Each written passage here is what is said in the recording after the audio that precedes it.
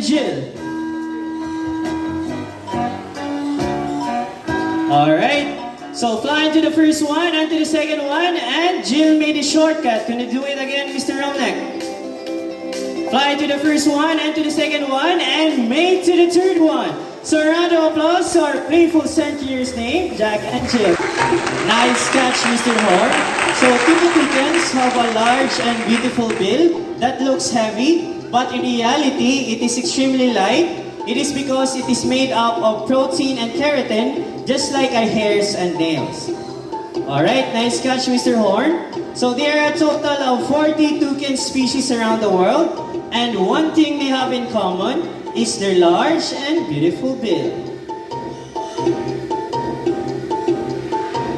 So toucans, they have short flyers. They can only fly in short... What? Again.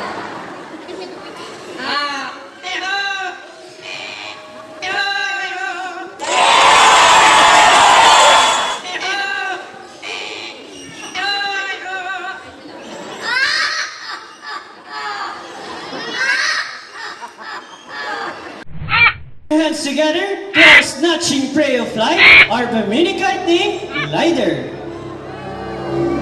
So Brahminicite, they have a white plumage from its head down to its underparts, and the rest of its color are striking chestnut brown. So this bird, it can live in the wild up to 30 to 40 years. Again, reminders for everyone, do not try to reach out this bird.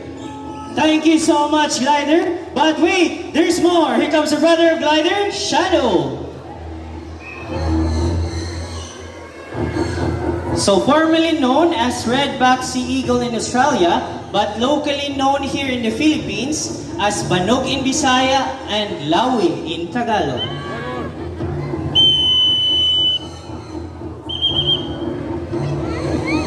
So this bird, it can be seen in the skies of Australia, Sri Lanka, Nepal, and Pakistan. So it snatches live prey and steals from fish and also hunting birds. That's why it is called a snatching prey of flight.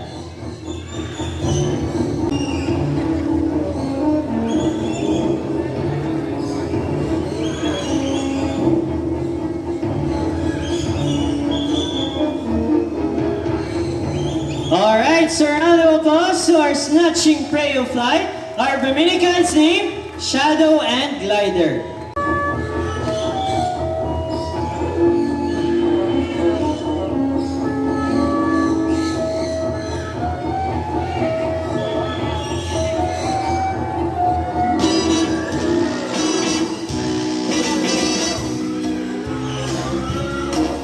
Nice catch, Hunter. Now we have here again Mr. James. He has the real food or the real prey because Hunter will not let go of the lure without an exchange. And as you can see, Mr. James here is wearing a thick gloves that protects himself from the sharp talons of the bird. Now this bird is under the red list of IUCN as endangered species threatened by habitat loss. It is considered as a medium-sized raptor that can grow up to 65 to 70 centimeters with a wingspan of 105 to 125 centimeters.